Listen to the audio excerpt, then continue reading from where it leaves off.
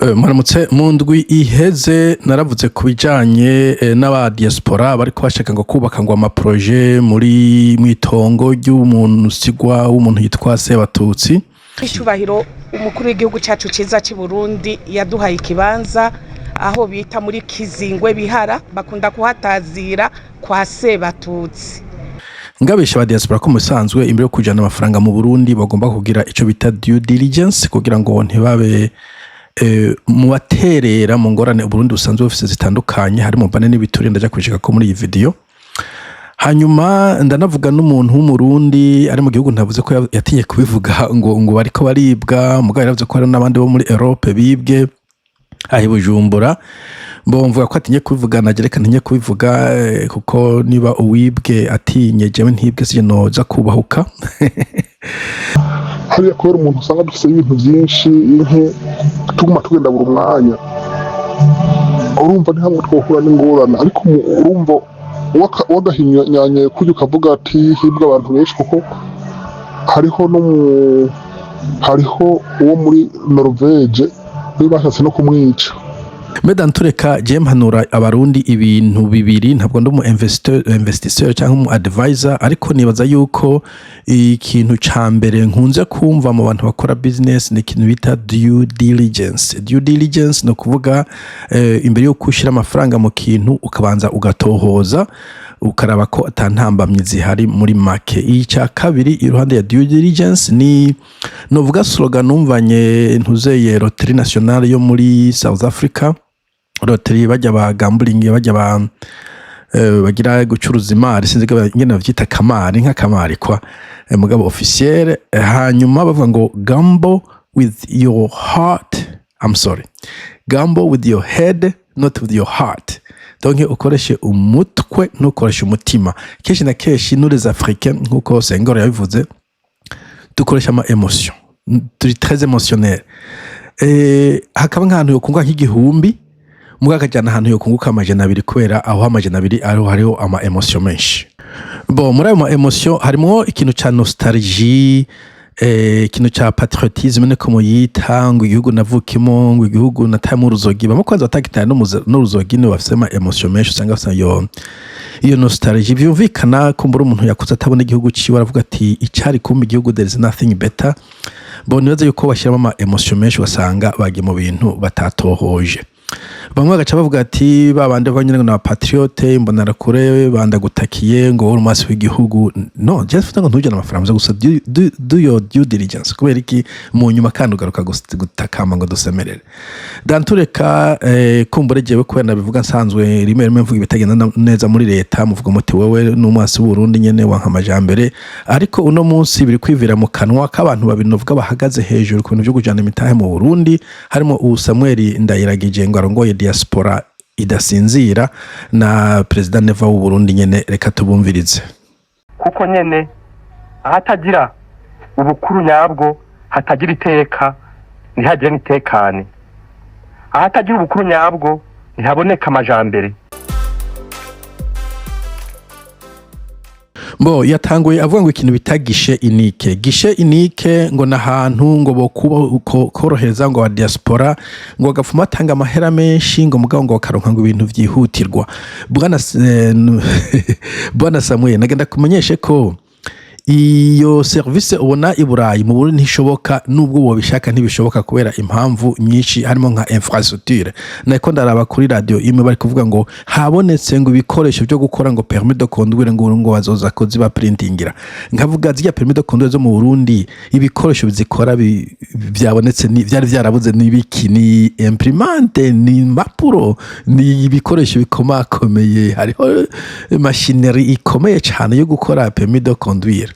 Urumva rero usanze ibikoresho bitahari wo bari diaspora batangiye ihumbi hoho canke ibihumbi 10 boca bagenda mu Burusiya kukizana uwo munsi ntibishoboka ugashiramo communication vyinshi usanga ari gukora communication ugashiramo ko bitari digitalize nimba basaba urupapuro ryo gusaba kwa mustanteri nta kundi ugomba gufata transport ryo kwa mustanteri mu gufata transport ujya gutegera bisi usange ntihari, wajya kurunda taxi ko muri usange ntihose petrole, wacika imbere abapolisi baguhagarike. Ni ibintu biri très structurel ku buryo n'uwo ushaka kubinyarutsa bitonyaruka. Mesdames tureka ntibagomba kandi guha favoritisme abantu, yo ni no kwankuraje bribery, no kwankuraje igiture kumwe twabivuga, no kugira gishe rapide ku banyagihugu bose, kuko diaspora ntacyo mbere bose abarushije abarundi bari mu Burundi ariko barasafuringa niba bakutozwa amakori etc. Mugabe ibyo pasore kadukomeze kukintu gukomakomeye cyane ku bijanye n'ibyo kuvuga ngo aba diaspora bajana mu Burundi hanyuma bigahera binjiye mu gasho. Biragoye nk'umugwizatunga mfate nka Claude hariya microfinance kazoza ukazobona ari kaburana n'umuntu yamwigenjeje ko ugasanga urubanza rumaze igihe bamurengutsa birasubiza inyuma cyane iterambere. Muri kuvyumva yuko ujana umutahe kiretse amafaranga bamwe bari kwagira money laundering, bagishora ubutare buvuye muri Kongo, ibintu byo kwiba batora ama diaspora. Mba diaspora munyumviriza, kiretse bamwe neva vuga mujya mwicaye murazi yuko amafaranga muronka mu yakobokera. Okay, umuntu wese afite amadolari ashika 1,000 mu mufuko yakoreye arazi ko yabiza kuya. Okay, cyo rega tubamenyeshe ugacu yajana ahantu ugiye gukora business, ugacu uja mu kwigwa mu manza.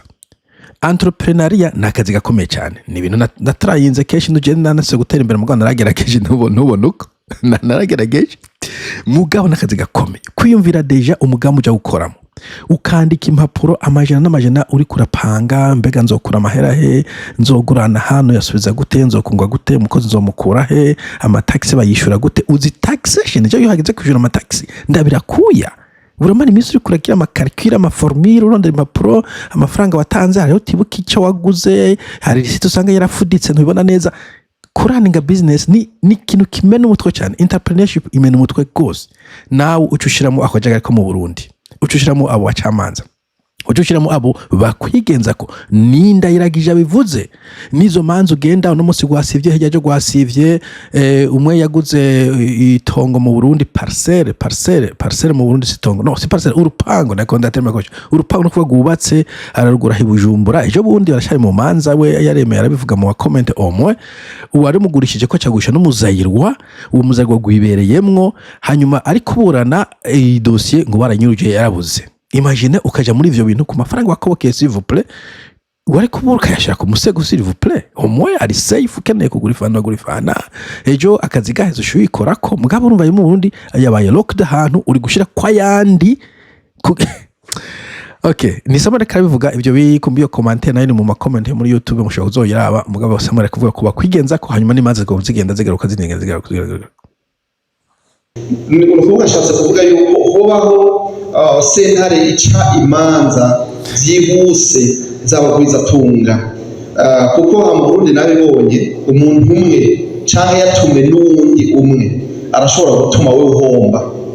Okay, two-tier justice system Samuel ndayiragije nico kintu abantu bagwanya ku isi yose. System tier y'iguca imanza zibiri ngo uru n'urubanza rwa diaspora, iyi ni sentare y'abatwa, ijya ni sentare y'abatutsi, iyi nayo ni sentare y'abakire, iyi ni sentare y'abadede, ijya nayo ni sentare no iyo sentare y'aba diaspora yoba ifise ikoresha amategeko yahe, intikoresha ntuzeye ibitabo by'amategeko nk'ivyo Burundi. No, sentare ni sentare bakurenganije canke boja ku iyo sentare boja kwemporta abaloya bakuye he, ribo bufata bajya bagucira ubanza na hajya muri iyo sentare bakaje muri zo sentare. Izo probleme zo moving ziba muri sentare mugaya zijya muri iyo sentare nshasha. Nta gishasha kihari. Don't waste your time, don't waste your money. Sinumva iyi suggestion ya Samuel en pratique kisigura kugira sentare y'aba diaspora.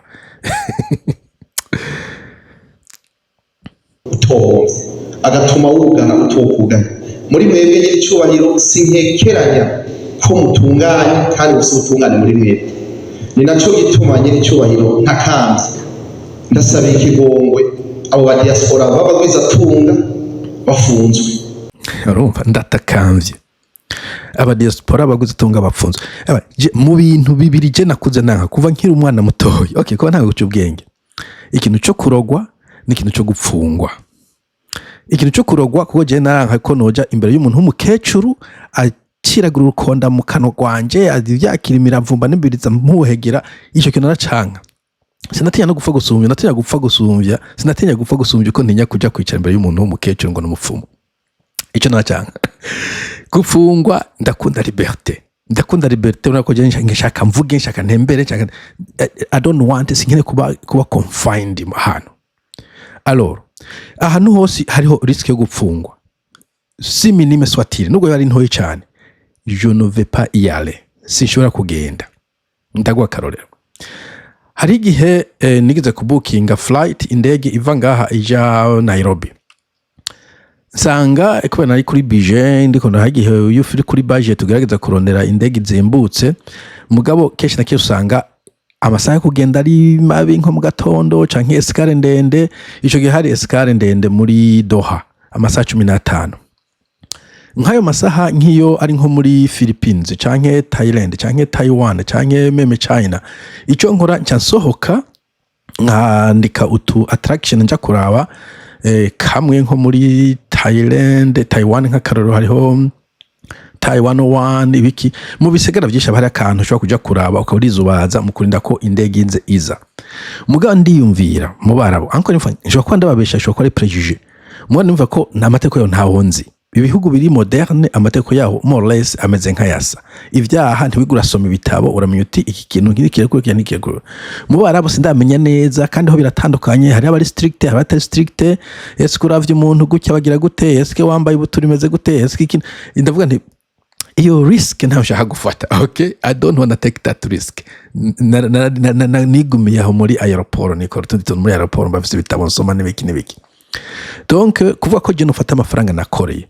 nkaje hari risk yo gupfungwa iyo risk yo gupfungwa yonyene nawe ngira tumutahe ndawuguha wewe ugende gusa wicare nubwo no ihano hari risk yo gupfungwa je sinjayo sorry abantu mushoro mitahano uzi kushwa gupfungwa kandi uzira ubusa faut que comprendre uzira ubusa no I'm not going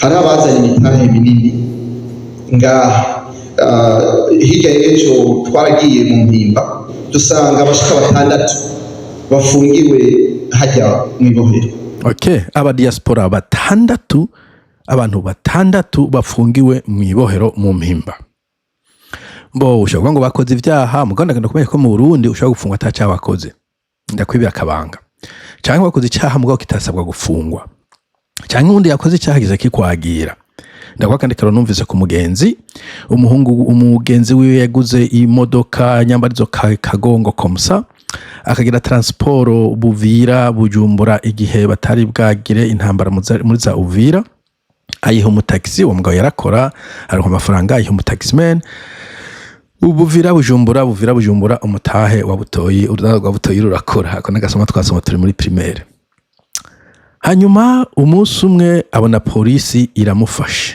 ari ku kazi asanzwe na polisi yamufashe ati nibiki habaye iki wa mutaximan yakota ngo amutwarire taxi ajaraja muri Konga zana abantu abasubizayo yatwaye umuyunguruje umugore afise ivarize bo uri umutaxi sinze mu Burundi ibundi je ngiye maze gutemba ibihugu vyinshi uga kuri aeroport ugatfata taxi agufasha aguteza amabege mu modoka mukabandanya akagufasha mukaya downloadinga ukinjira muri hotel nta muntu w'umu privé arekure kuvuga ngo twereke biri muri iyo sakoshi yawe sinubara ko umutaxi nawe mu Burundi yabikomba kubisaba mugabo wa mutaximan bamuhagaritse basanga muri iyo taxi muri iyo valise harimo ibitenge ibitenge mu Burundi n'urumogi ntimombaza mu Burundi ibitenge n'urumogi igitoro urumogi ni droge ibiyayo mutwe igitoro niko kuko ibigori ikintu cyose bagufatanya ushoye baragufunga vya bitenge bati uyu muntu ari kugira amagendo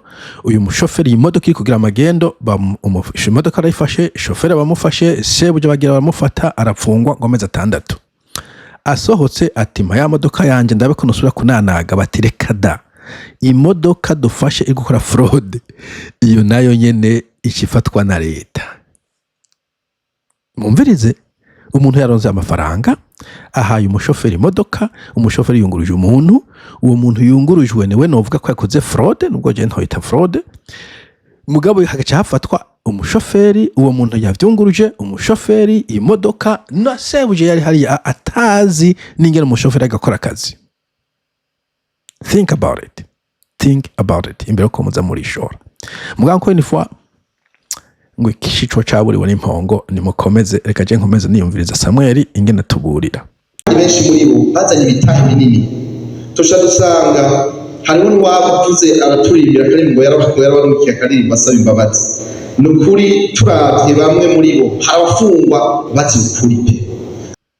harabafungwa bazira ukuri pe tumvikana ko hari abazifungwa n'abafungwa batazira ukuri mbo muga ntaja kure sinze ko Samuel yatembereye na muri abavuga ko Dr Sahabu yoba arimwo kumbure wengasi ntiyarakira mu diaspora eske waratembeye Sahabu nawe ngo umubaze antuka ayo maka abantu barayabona neza ko abantu benshi bayabona byabaye kuri Sahabu barabibona nta muntu yovuga ngo ntavyo namenye abarundi gusa ikibazo bafise barashobora kuza bagafata umuntu mu bana muvukana s'il vous plaît abasigaye ngo mureka fe c'est très ridicule kuntu abantu bashaka conserva situation iruhande yabo baguma biro mbeda nture kumva ko yemeza ko harimo abafite ko muri byo bazira mugavyo bazira kuri Samuel w'umudede nta uzi vyari byo ariko kandi benshi ntaco baba ariko bazira cyari gutuma bajya mu gasho mu mpimba none nabazi ico kintu nta manza bari ko baraciribwa kuko uyu ufise ikintu uzira wagomba kugenda ni wajya mu mpimba wajya muri sentare niyo yagomba kudesida à la fin de la journée ati uyu muntu tumucira urubanza runuru rw'imyaka inini mu Burundi baragufata bakaguta mu gasho bakaca bugara ubufunguzo bagata bakaca bigendera nubwo bafise icyaha vous avez toujours droit ku rubanza n'umuntu w'umunyavyaha nibutse nuzeye Camus nyene Albert Camus avuga muri irya nuzeye l'étranger ngo c'est très important d'être accusé c'est important ko ubwo iryo jambo kavuga au moins. En quelque sorte, on avait l'air de traiter cette affaire en dehors de moi. Tout se déroulait sans mon intervention. Mon sort se réglait sans qu'on prenne mon avis. De temps en temps, j'avais envie d'interrompre tout le monde et de dire « Mais tout de même, qui est l'accusé ? C'est important d'être l'accusé, j'ai quelque chose à dire. » Même au Burundi, never ever ever. Mugabo harimo n'abandi usanga ibibafunze bari gucibwa amande batari kuja muri ako gashuko bakamare mu mwanya. Evidama mu Burundi ikintu cyose no gupfungwa. Mu bindi bihugu harimo imanza intermédiaire, harimo nk'amande, keshi n'amande, harimo detention yo muhira, home detention, harimo kumbure kugira bankrupt nk'akarorero akavuga ati ntazosubira gukora business muri kino gihugu mugabo atagafushoka harimo ivyo ni mu bintu kwanza vya business commercial ni gake uja mu gasho kenshi usanga baguha inipunition uvuga iri kandi commercial kugira ngo bon ntibaje kuwakasho nakaba criminel bo yo ni what call crime ntakoze kuyifata nka criminel nk'iyamaraso nka crime nk'iyamaraso kitabuza muga ko baja mu gasho byose novuga ngo necessairement sino umucamanza mugabe hano ujanwa mu gasho mu wundi birarenze cyane harimo kwanza na warning mboje kwanza afise warning kuri aeroport nagiye ahantu tujya ahantu muri park hanyuma usinze umwana ari kujya apo ashirika imbiki apo muri bag turi gutekera ntitwayibona turayiza ndashye kuri aeroport barakubaza ngo hari ibintu ufise udeclara apo vuga navyo dufise ko twine tuzi ko dufise ikintu mugabo apo ibintu vy'amapome cyangwa ibintu vy'amafruit ibintu byose vy'ibiterwa kiraza kucana kuri aeroport utabideclare keje na kesho babidekara mugo kesho baca babita nta bashaka ko baza kwandukiza ntuzeye industry yabo agricole hanyuma turenganye ne bo bafise imbwa igendera tembera ihumweka ko yimotereza amabege y'abantu turatona imbwa ishise kora kwa bege irahagaze ati ari mu gikindibaza I don't know what baja gucekinga tutone yo apo ndamaramara bo ndababwira uko vya uko in theory nibajije cyatumye apiri ngaho baragenda baravugana baca baraza bama warning nibaza kuri passport yanje umunsi nasuye gufatwa n'ikindi nk'icyo zose bakora explication mugabo ngaho ya mu Burundi ndakaruhukiyemwo nanjye mu gasho mugabo abandi nubwo bari kufata kwico cabagiye kukima ndaze ko bari kunca amande bataye kuna mu gasho kuko come on mugabo mu Burundi kico ni mu gasho aho rero nonguze ubwize imana by the way ugiye mu mbango wagize imana abo bagize imana sino barakwica na never yabivuze ko hari umuntu bavuze ati ni wavuga ndakwica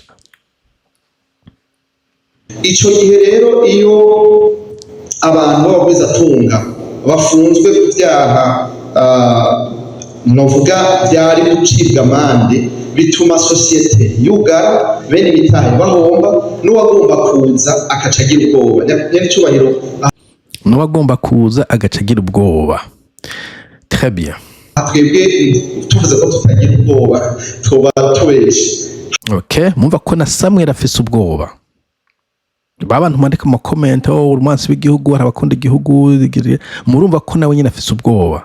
Okay, mboje rundi munyabwoba ngize ubwoba nta mafaranga y'abanye njana yo pe, hari ibindi bintu byinshi, ibintu ndiri, crypto, gold, silver, property, amashares za Apple, za Google, za Facebook, za Meta, za IBM, sepa za Nvidia niyo yaduze cyane kubera AI muri iyi minsi.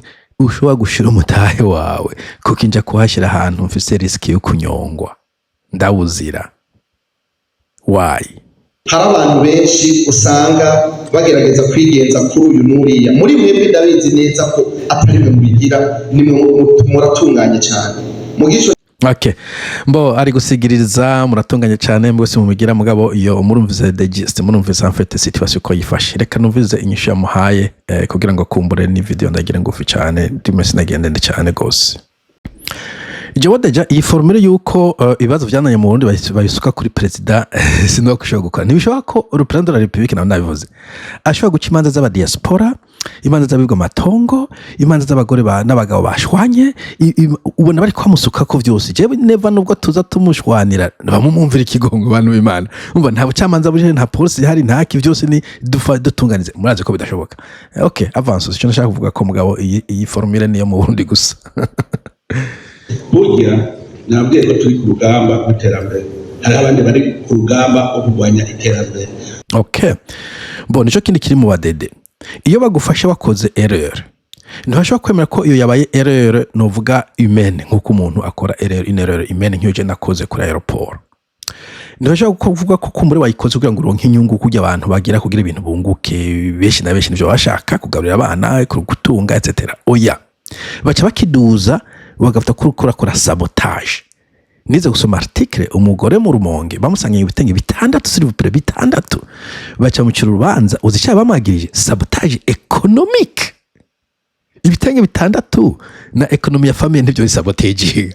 Mugameje igihugu cyose a whole country kikavugwa ngo ukumva ngo umuntu afata ibitenge 6 icaha yagirizwa ni sabotage économique. Umva ko naco bati agufashe wibeshe bakafata utanze igiturire uzanye ikintu ntiwakideclare neza warengeje ibiro wewe uri umwasi w'iterambere uje kugwanya iterambere. Ninde muntu ufata indege kuva muri Canada, Amerika, Belgique, Australia agiye kugwanya iterambere mu Burundi? Mugabo nuko cyo cyaca wagize nje tuma bahahira mu munyoro ko byabe biri grave, c'est grave. Kiye kuri amadosiye y'abarakomeye nugira ngo ni umucezo. Ukabibona burya ari cyo bita crime organisée. Voilà, icyo yitwa crime organisée. Iyo ni crime yo hejuru cyane, organized crime. No nibaza ko no mu makungu international izwi uri organized crime na visa ahubwo ushobora no kuzogenda muri Australia inyuma ati warigeze kuba ukomitinga organized crime ugasanga kuri dossier ya mu Burundi rahari ati nite kwakira. I don't know man. Bo ivyo ntavyo mvuze, ivyo ntavyo nzingene batanga ama visa d'entrée kandi bashindaza ko bafite double nationalité. Mugarumva ko uba ugiye kwica kinini cyane organized crime organisé kubera ko mbore bafashe muri babiri mu mwakoze la même chose cyo gati urabona ne pattern abantu bari organisé. Ubona neza ko hariho kampanye yo kwica igihugu, ukabona ko uyu cyakoze n'uyu ukabona ko megane ibintu bumvikanye neza. Urumva donc hari ukuntu abantu baba diaspora mumvikana mukava muri Canada, muri USA, muri France mukagenda i Burundi mwumvikanye neza mugiye kudestabiliza muri campagne crime organisée mu Burundi. Niyo mpamvu bamwe bari mu gasho.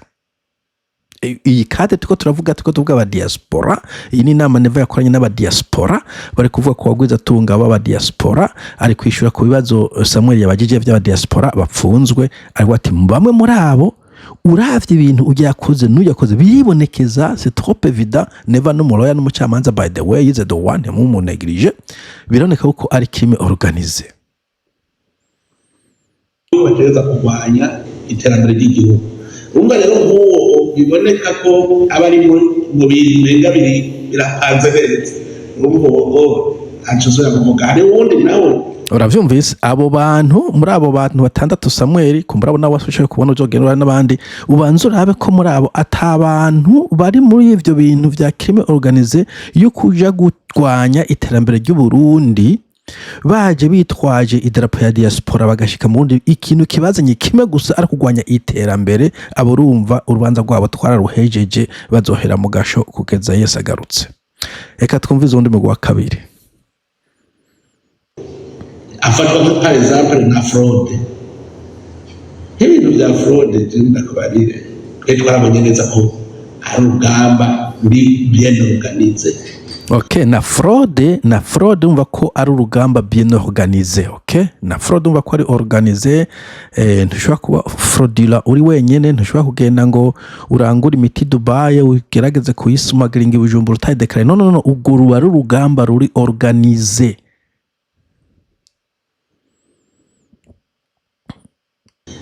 Numviziki yuko leta atafaranga na rimwe ryo kwinjira mu kigega kugira leta ikibura amahera guhemba abantu bace bahumuka igihugu kitagira urumva kikigira amaserivisi yose atagira abafonctionnaire atamupolisi abantu atamusoda abantu atamucamanza abantu atamwarimu atamuganga bwira byose uri kuvyumva.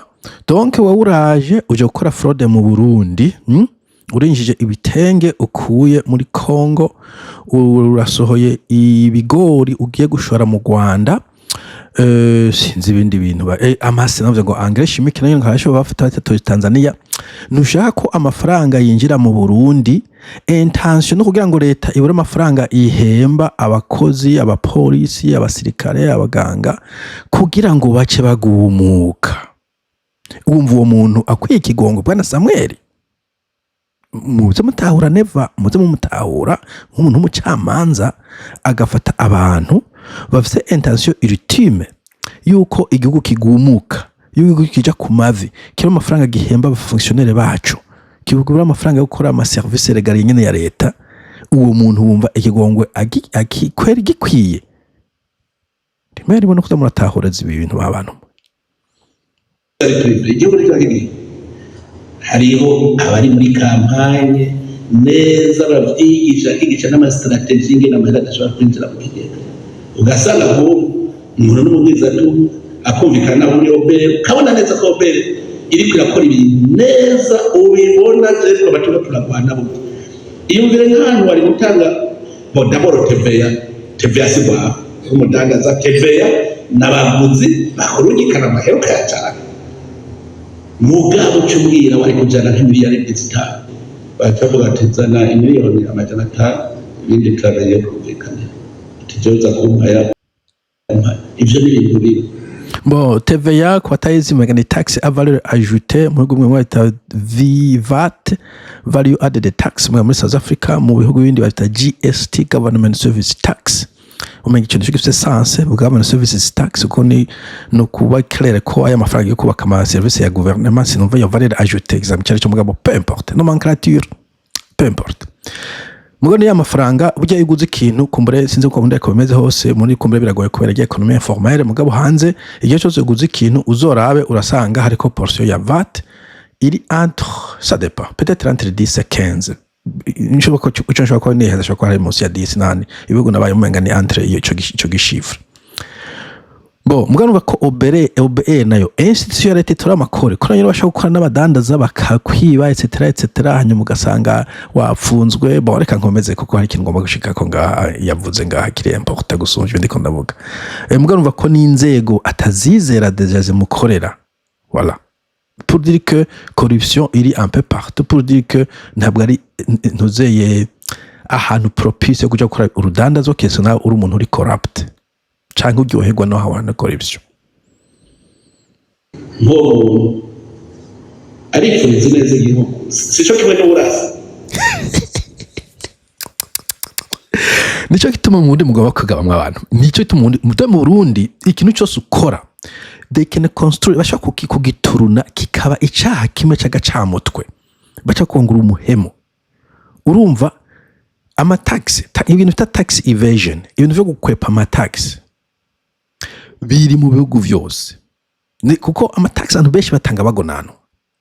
Mugabo ni icyaha cigenga cito tax evasion uko nyene naho gihuriye n'umuntu yarashe pe. Mugabo umva kuba dede bishitse ijya TVA ntuyitange, bo sivyo nkino ntibishobora kubera iyi TVA itangwa n'imashini. Okay, uri umudandaza urashobora ku no nivyoroshe. Mugabo abadandaza benshi baratrisha, abadandaza benshi kuma harimo hano baratrisha, harimo ivyo maruporo baratrisha, bamwe bagafatwa ntibafatwe, ahandi ugasanga nico bita loophole, donc ni grey area, leta ntimenye nyine yo bafata. Mugabo kandi ibintu nk'ivyo, mugabo urumva wewe ufashwe udatanze TVA, wumva hari ahantu hatandukaniye n'umuntu yarashe, umva utari rede tabara.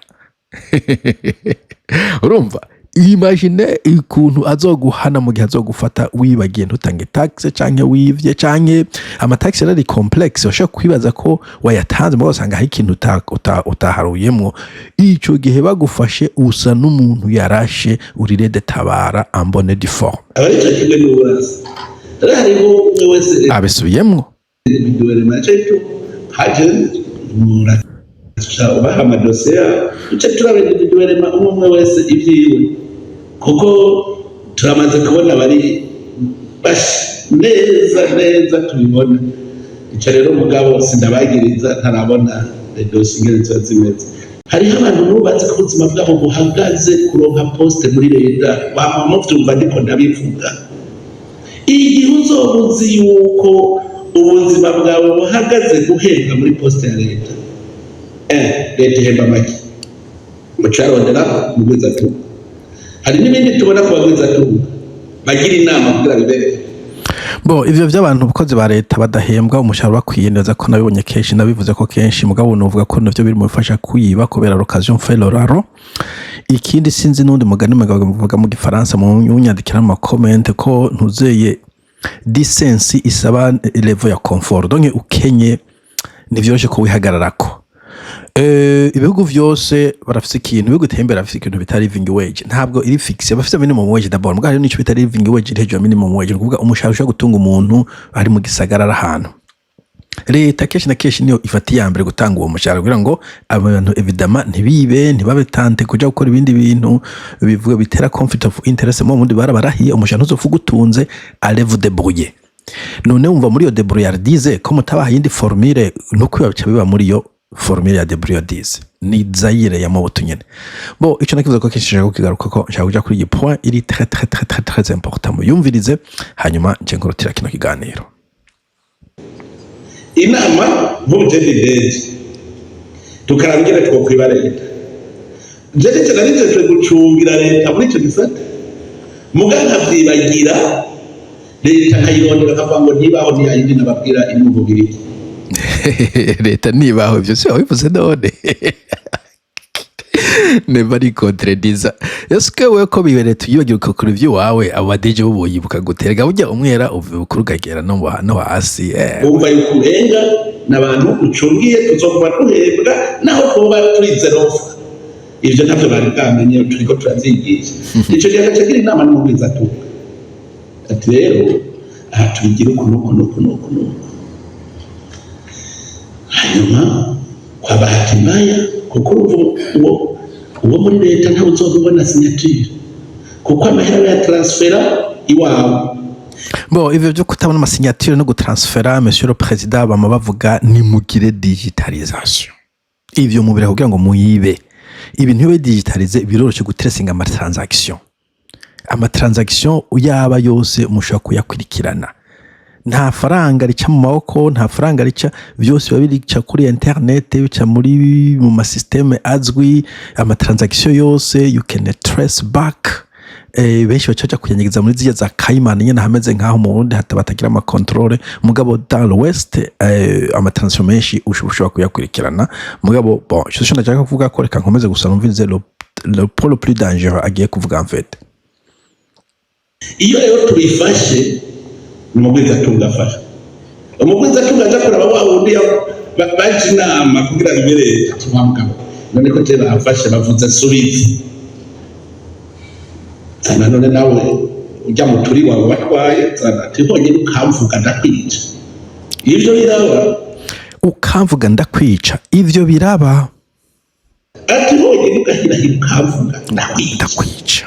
Hanyuma kandi ndakwica ntavuze ndagukubita ikofe, ntavuze ndakwiba amafaranga, ntavuze ndagutera, ndakwica ubwo nadaye urapfa, ndakwica. wewe ugatutanga urumva ucuba frise yuko ari wowe wafashwe kandi mwari babigiye inama n'uwo mugabo muri leta. Ibyo twaba twabibonye, none kutamuvuga, umuvuze acavuga ati ncavyitwa ko ari wowe wageze. Ya umuvuze aca kwica. Yes, voilà, nico nagomba cimperezako. Donc uragenda ukakora deal n'umuntu wo mu Burundi, bo iyo deal ashobora no kuyiguforsamwo. By the way, ashobora kuyiguforsamwo uti gute? Imagine hariho analogy nigeze kumva, boni siko kuba mu Burundi bize kwa mu Burundi, abajya baruraje bagasanga upakiye nk'ibiharage vyuzuye ikamyo no hejuru ni wewe shoferi n'umutani wayo muri babiri, murarushe muvuye sepa idodoma, mushitse ntibombaza umuramvya. Polisi ati nigi kinyemeza ko aho musi atarumugero uriyo, atamadroga ari atankoheriyo, atinya kuba nta yiriyo ngiyi intuze ya amabordero yose ntuze tuko turasharge aho twagiye turaca etc. No, ushaka ko washizemo ugeze ngaho imbere, on ne sait jamais, tukene kuraba ibirimwo, pakurura mushire ngaho hanyuma ndabe agacagira hagati bakiyicarira. Urumva yakwatse giturire indirectement, kuko d'abord physiquement c'est impossible ko nubabira pakiri kamwe wose bayipakire. Urumva ukacuba force yo kumuha giturire kugira ngo urengane. Iyo ni kango zaba mugabo hasho kwa n'izindi kaho para baguforce gutaha giturire kuba atayindi shwa office. C'est pas uze ku aéroport bati ntiwarure kwinjirana ibitenge bibiri, ntavyo narinzi jewe ibitenge naho ndabijana muri Singapore nandi ni muzu nambara nizo nshiriye mama wanje, nabyo naza ati no, hari itegeko rivuga yuko njye igitenge ni sabotage economique, uco kinjike n'umuntu yarashe donc ufata nka rede tabara, ufite choice zibiri, mama jana biri ngaho canke uze tugende mu gasho ukaraba uvuye muri Amerika, usize umugore n'umwana kumbure, usize akazi wabwiye ko muntu uzo wagarutse kamera ndabigenze gutema abantu, ukabona mu amajana abiri winjire, bishitse bakagufata canke yindi kamwe akoranye ukaja gupfungwa, utireka mvuga uko vyagenze, akaja kurunga intumba ati ivyo debagura vyose ukaramuka umvuze ntusohoka mu gasho uri muzima, ukaramuka umvuze ndakugandagura ndakugarika. Ngizo risque aba diaspora mu kumujana mu mafaranga.